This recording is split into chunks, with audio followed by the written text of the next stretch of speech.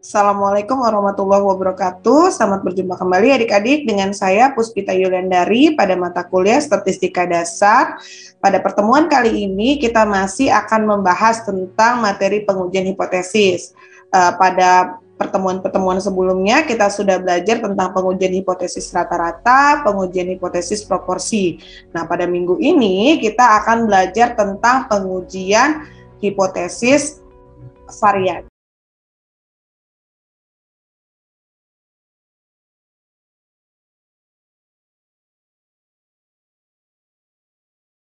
Ya, jadi kita akan mengenal pengujian hipotesis varian dalam satu populasi dan juga dua populasi. Jadi kita akan belajar tentang pengujian hipotesis untuk satu dan dua varian populasi.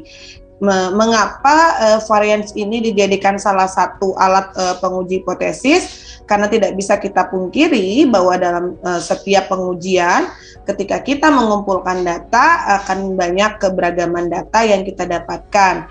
Padahal dalam proses pengujian, distribusinya harus normal. Sehingga mau tidak mau kita tetap harus melakukan pengujian hipotesis pengujian hipotesis varians populasi. Baik adik-adik, jadi untuk melakukan pengujian hipotesis mengenai variasi populasi atau simpangan baku, berarti kita ingin menguji hipotesis mengenai keseragaman suatu populasi ataupun barang ya, dengan membandingkan keseragaman suatu populasi yang satu dengan populasi lainnya. Nah, alat yang digunakan untuk pengujian pengujian hipotesis varians ini adalah statistik chi-square untuk pengujian satu populasi dan statistik F untuk pengujian dua populasi. Baik, kita akan masuk ke dalam penjelasan pengujian hipotesis untuk varians ya. Jadi tidak bisa kita pungkiri bahwa yang namanya pengujian hipotesis itu sebenarnya sama saja ya.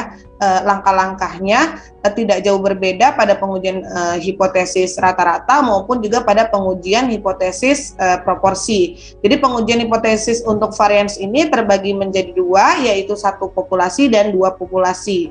Nah, alat ujinya yang berbeda. Untuk satu populasi menggunakan chi-square test statistik dan untuk dua populasi menggunakan f-test statistik ya. Nah, dari sini kita akan masuk ke dalam satu persatu. Nah, dalam pengujian satu populasi untuk varians itu sendiri dengan alat uji chi-square kita akan melihat beberapa jenis pengujiannya, yaitu ada yang dua arah atau di mana varians satu varians tidak sama dengan varians 0, kemudian satu arah kiri berarti varians lebih kecil dari varians 0 dan satu arah kanan berarti varians lebih besar dari varians 0.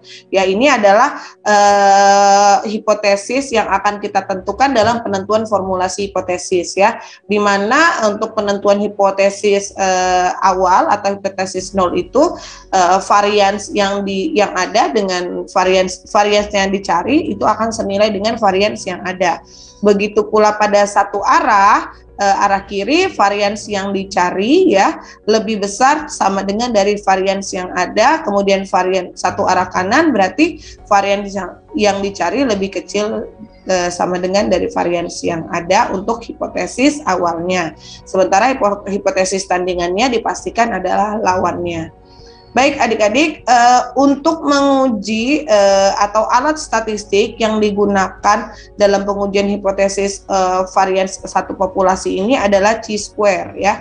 Jadi nanti ketika kita masuk ke dalam kriteria ke dalam alfa ya, alfa atau penentuan alfa atau tingkat kepercayaan, maka chi-square ini kita jadikan sebagai dasar untuk membandingkan dengan uji statistik pada chi-square hitung ya. Jadi ada chi-square distribusi tabel dan juga chi-square hitung ya. Jadi rumus dari chi-square hitung sendiri adalah chi-square ini berasal dari jumlah sampel dikurang 1 dikalikan dengan varians sampel dibagi dengan simpangan baku atau varians ya, dibandingkan dengan varians yang dihipotesiskan ya.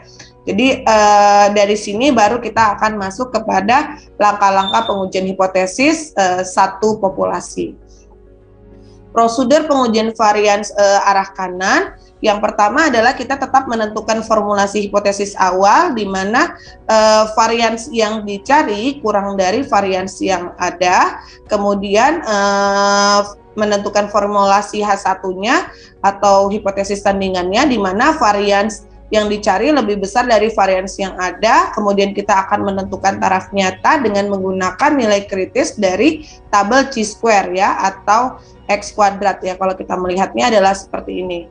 Jadi adik-adik, ketika kita menentukan tabel chi-square, ini bisa kita lihat pada tabel, kita akan bedakan dua tempat, daerah penerimaan dan daerah penolakan, di mana di sini akan ada garis tebal hitam yang dijadikan sebagai chi-square alpha. Nah, chi-square alpha ini yang akan menentukan apakah nanti uji statistik kita masuk kepada daerah penerimaan atau masuk kepada daerah penolakan. Nah, jika masuk kepada daerah penolakan, daerah penerimaan, maka dipastikan nilai chi-square hitung itu harus lebih kecil daripada chi-square alpha. Sementara jika masuk pada daerah penolakan, berarti chi-square hitung itu harus lebih besar daripada daerah penolakan ya. Dengan rumus chi-square hitung, yaitu chi-square sama dengan n kurang 1 dikali dengan varians ya.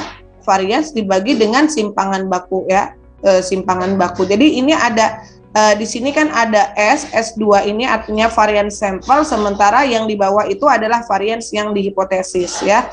Jadi varians sampel dibagi dengan varians yang dihipotesis. Dan yang terakhir kita akan membuat kesimpulan pada H0, apakah H0 itu atau hipotesis awal itu diterima atau ditolak. Selanjutnya adalah prosedur pengujian hipotesis varians arah kiri ya. Kalau arah kiri berarti lawannya. Jadi ketika kita sudah menentukan formulasi hipotesis di mana H0-nya itu varians yang dicari lebih besar sama dengan dari varians nolnya, maka formulasi hipotesis tandingannya berarti varians yang dicari nilainya kurang dari varians 0. Nah, dalam menentukan taraf nyata, adik-adik jangan lupa kalau arah kiri biasanya kita selalu menggunakan tanda negatif.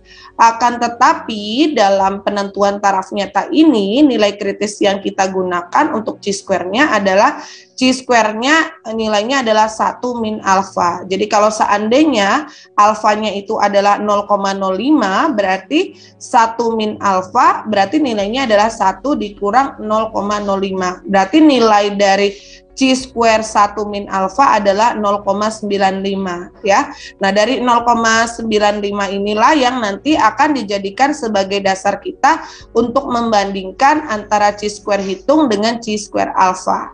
Nah, di sini pun juga terbagi menjadi dua, adik-adik, daerah penolakan dan daerah penerimaan. Jadi chi-square 1 min alfa ini dijadikan sebagai dasar dalam penentuan kita apakah dalam kriteria pengujian dia masuk kepada daerah penerimaan atau daerah penolakan ya. Jika masuk kepada daerah penolakan berarti chi-square 1 min alfanya itu nilainya harus chi-square hitungnya nilainya harus lebih kecil daripada chi-square 1 min alfa. Sementara kalau masuk daerah penerimaan berarti chi-square hitung nilainya harus lebih besar dari chi-square min alfa ya. Chi-square 1 min alfa dengan rumus yang sama, yaitu chi-square sama dengan n dikurang 1 dikali dengan varians sampel dibagi dengan varians yang dihipotesiskan. Jadi membuat kesimpulan, yang terakhir adalah membuat kesimpulan di mana H0 itu bisa ditolak atau diterima. Nah, selanjutnya adik-adik kita akan masuk kembali ke dalam prosedur pengujian varians dua arah ya. Jadi kalau varians dua arah itu artinya kita akan melihat bahwa nilai varians yang dicari itu dipastikan tidak sama dengan varians yang ada. Jadi awalnya kita tetap menentukan formulasi hipotesis di mana varians yang dicari itu sama dengan varians yang ada. Kemudian menentukan formulasi hipotesisnya di mana varians yang dicari berarti tidak sama dengan varians yang ada. Nah, dari sini kita akan menentukan taraf nyata alfa. Jadi taraf nyata alfa yang akan kita gunakan chi-square ya. Jadi kita akan tetap menggunakan taraf nyata chi-square. Dan juga nanti kita akan menghitung chi-square dari 1 min alfa ya. Jadi pola yang akan kita cari karena prinsipnya adalah tidak sama dengan, berarti alfanya harus dibagi 2 ya. Berarti untuk penentuan taraf nyata pada yang ketiga ini chi-square-nya alfanya harus dibagi 2 dulu ya. Jadi pola yang harus kita lakukan adalah kita akan menentukan chi-square 1 min alfa per 2 dan chi-square alfa per 2 dengan tujuan agar nanti kita bisa membandingkan dengan uji chi-square hasil perhitungan. Jadi kalau dari kita lihat dari grafik adik-adik bahwa di sini nanti kita akan melihat ada 2 chi-square. Yang pertama adalah chi-square yang arah kiri adalah chi-square 1 min alfa per 2 dan yang arah kanan adalah chi-square alfa per 2. Sehingga daerah penerimaan itu berada di antara 2 daerah penolakan ya. Jadi kalau seandainya nih nilai alfanya itu adalah 0,05, kita akan membuat jadi 0,05 dibagi 2 artinya adalah 0,025 ya. Ketika 0,025 ini akan kita jadikan 1 dikurang 0,025 menjadi 0,975 ya. Nah 0,975 inilah nanti yang akan kita lihat pada tabel distribusi chi-square. Kemudian yang kedua untuk daerah penolakan yang kedua adalah chi-square alfa per 2. Jadi kalau alfa per 2 itu adalah misalnya adalah alfanya 0,05 dibagi 2 menjadi alfanya 0,025. Nanti kita tinggal melihat nilai chi-square dengan alfa 0,025 ya. Semua itu tergantung dari juga tabel distribusinya ya atau jumlah sampelnya yang ada. Nah, dari adik-adik dari sini kalau sudah kita tentukan kriteria pengujian, selanjutnya kita bisa melakukan uji statistik dengan formula yang sama seperti pada pengujian varian 1 arah kiri dan 1 arah kanan, dan akhirnya kita bisa membandingkan antara chi-square hitung dengan chi-square alfa chi-square 1 min alfa per 2 dengan chi-square dengan chi-square alfa per 2 ya. Nah, ini adalah prosedur pengujian varians 2 arah untuk satu populasi. Nah, adik-adik di sini akan saya berikan satu contoh saja ya agar bisa dijadikan sebagai dasar pembelajaran kalian. Nanti untuk selanjutnya adalah kita akan belajar pada tahap responsi ya. Jadi di sini ada sebuah meriam harus memiliki ketepatan menembak dengan variasi yang minimum. Spesifikasi dari pabrik senjata menyebutkan bahwa standar deviasi dari ketepatan menembak meriam itu jenis tersebut maksimum adalah 4 meter. Untuk menguji hasil tersebut diambil sampel sebanyak 16 meriam dan diperoleh hasil simpangan baku dari sampel itu adalah 24 meter. Kita diminta menguji standar deviasi dari spesifikasi tersebut dengan menggunakan alfa 0,05. Jadi langkah pertama yang akan kita jadikan dasar adalah 4 meter ini kita jadikan sebagai simpangan baku yang dijadikan sebagai bahan hipotesis ya. Jadi kalau dikatakan simpangan bakunya adalah 4 meter, berarti kalau kita jadikan varians adalah 4 dikali 4 atau 4 kuadrat menjadi 16 meter kuadrat. Kemudian jumlah sampel ini adalah 16 meriam ya, berarti 16, dan kita lihat dari simpangan baku pengambilan sampel itu berarti didapat nilainya adalah 24. Nah, alfanya adalah 0,05 ya. Jadi dari sini kita sudah banyak mendapatkan data, bisa kita lakukan pengujian hipotesisnya. Jadi yang pertama adalah kita menentukan formulasi hipotesis di mana variansi yang kita cari kurang dari sama dengan variansi yang ada atau varian sampel yang variansi hipotesis yang ada ya. 16 tadi sudah kita kuadratkan kan. Kemudian menentukan formulasi H1 di mana variansi yang dicari lebih besar dari 16. Nah, dari sini adik-adik, berarti secara otomatis kita akan menentukan taraf nyata dari nilai alfa ya dengan menggunakan chi-square. Bagaimana cara menghitungnya? Ingat ketika pernah saya sampaikan bagaimana cara mengukur atau bagaimana cara mencari tabel distribusi chi-square, kita harus mendapatkan yang memiliki yang pertama adalah nilai alfa. Selanjutnya adalah derajat bebas. Nah, derajat bebas pada chi-square ini ditentukan dari jumlah sampel dikurang 1. Jika sampel yang kita ketahui itu adalah 16, berarti 16 kurang 1 yaitu 15 ya. Jadi dengan derajat bebas 15 dan alfa 0,05, maka kita dapatkanlah chi-square sebesar 24,9958 ya. Nah, setelah itu baru kita tentukan kriteria pengujian di mana H0 ini akan diterima jika chi-square kurang dari sama dengan 24,9958 dan H0 itu ditolak jika chi-square hitungnya lebih besar dari 24,998. 58. Nah, lantas bagaimana cara menghitung atau menguji statistik? Ya, tinggal kita masukkan saja datanya. Ya, chi-square itu berasal dari jumlah sampel dikurang 1 dikali dengan simpangan baku sampel dibagi dengan simpangan baku populasi. Ya, jadi 16 dikurang 1 dikali dengan 24 dibagi dengan 16. Hasilnya adalah 22,5. Jadi alfa chi-square itu jika dibandingkan dengan chi-square alfa 24 berada pada daerah yang kurang dari ya, jadi kurang dari chi-square alfa, sehingga menyatakan bahwa chi-square hitung ini jauh lebih kecil dibandingkan dengan chi-square alfa dan menyatakan bahwa H0 itu diterima ya. Jadi adik-adik dalam membaca soal pun juga harus dicermati membedakan yaitu simpangan baku sampel dan juga simpangan baku pada sesuatu yang dihipotesiskan ya, perlu sekali dicamkan itu. Nah, selanjutnya adalah adik-adik kita akan belajar tentang dua populasi ya. Jadi seperti yang tadi saya sampaikan, pengujian hipotesis untuk varians pada dua populasi ini kita akan menggunakan tabel distribusi F ya. Jadi kita tetap bisa melihat pada dua sisi di mana varian 1 dikurang varian 2 itu sama dengan 0 dan hipotesis tandingannya varian 1 dikurang varian 2 itu tidak sama dengan 0.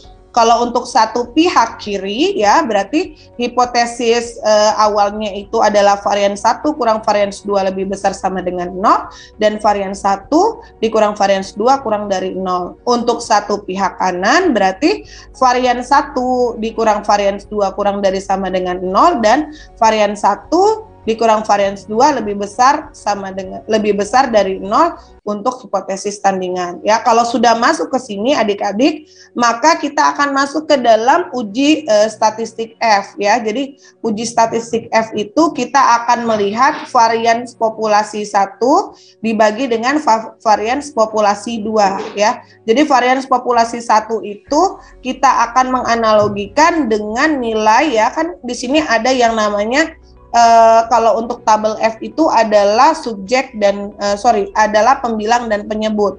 Jadi kalau dikatakan untuk S1 kuadrat itu N1 dikurang 1 dinyatakan sebagai pembilang derajat kebebasan, sementara untuk yang S2 N2 kurang 1 disebutkan sebagai penyebut derajat kebebasan ya. Jadi artinya nanti ketika kita menghitung pola perhitungan dari tabel F ini akan dengan mudah kita lakukan.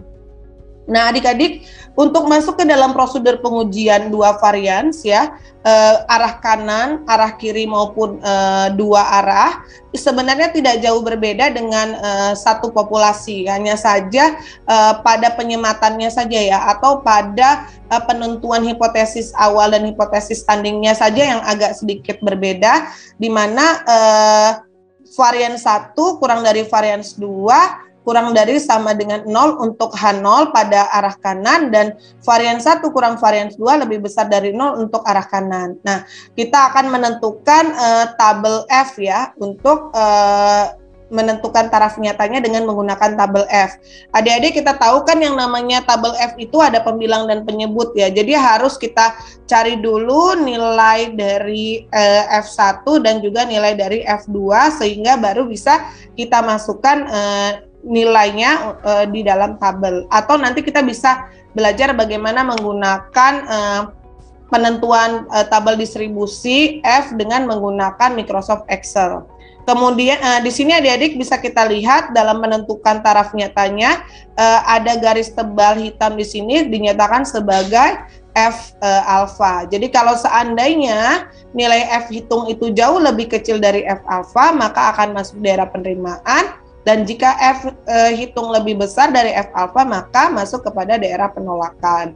Selanjutnya kita nanti akan diminta melakukan uji statistik F, yaitu S1 kuadrat dibagi dengan S2 kuadrat, dan kita akan membuat kesimpulan, di mana hasil kesimpulan itu berasal dari perbandingan antara F hitung dengan F alfa. Ya, ini untuk varians arah kanan.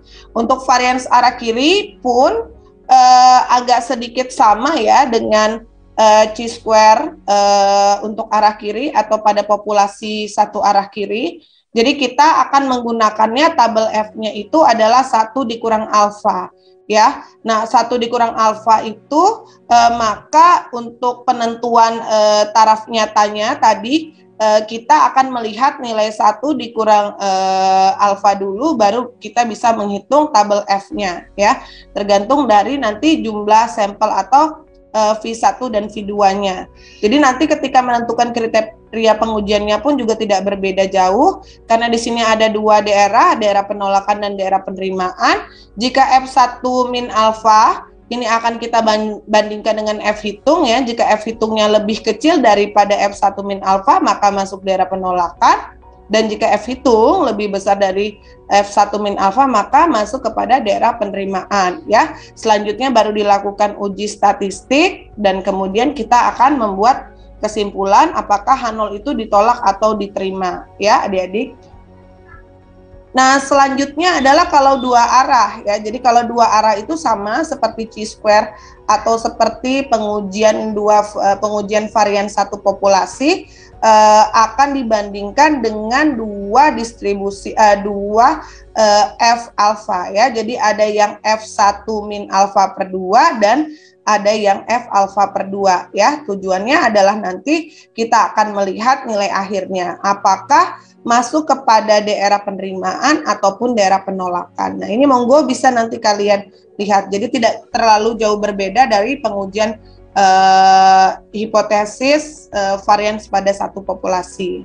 Nah, adik-adik di sini akan saya berikan satu contoh soal ya, biar adik-adik sedikit paham. Ada 2 pabrik penghasil kapur, NICE dan Nasdaq ya. Kemudian akan dibandingkan apakah varian sepanjang kapur dari kedua pabrik itu sama sebagaimana pengujian sebelumnya, maka diambillah data ya. Jadi data yang pertama itu adalah jumlah dari kapurnya.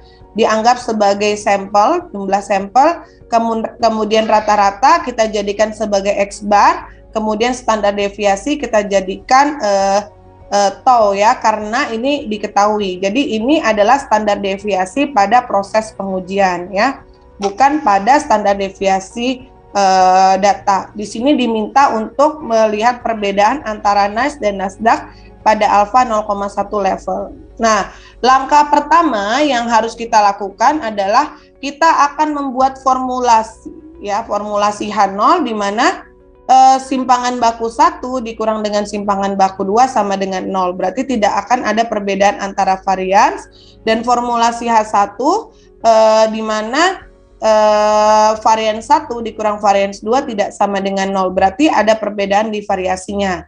Taraf nyata yang harus kita lakukan adalah adik-adik ingat bahwa DF1 itu adalah untuk pembilang dan DF2 itu adalah untuk penyebut.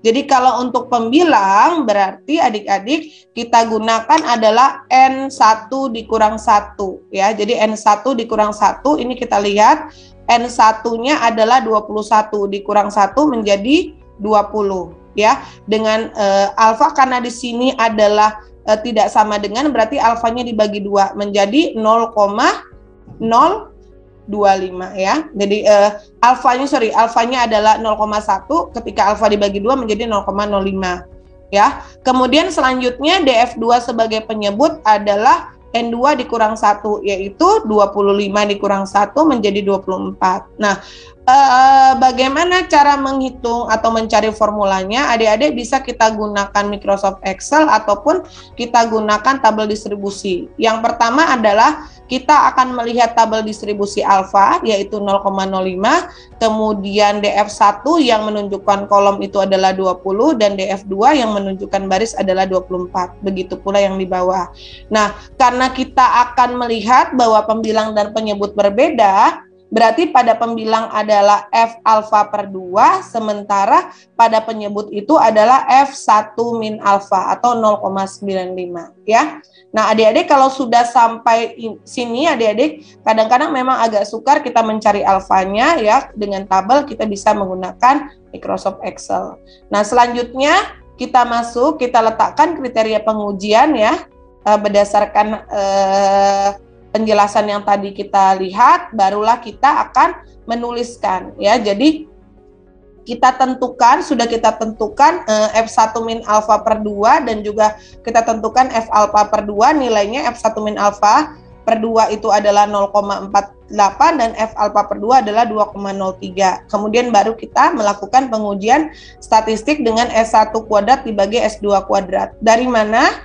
Dari simpangan baku yang ada ya. Jadi ini 1,30 dipangkatkan 2 dan 1,16 dipangkatkan 2 ya.